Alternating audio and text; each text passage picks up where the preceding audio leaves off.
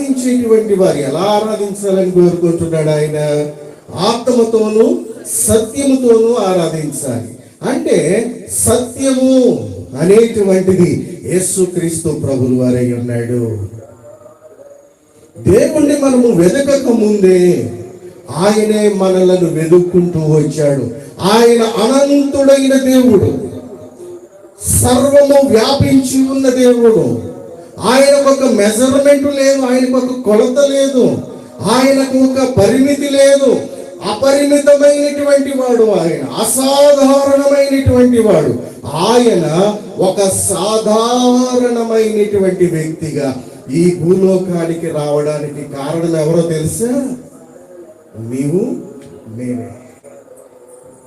ఆయన ఒక సాధారణమైన వ్యక్తిగా ఈ భూలోకానికి రావడానికి కారణం మనమే.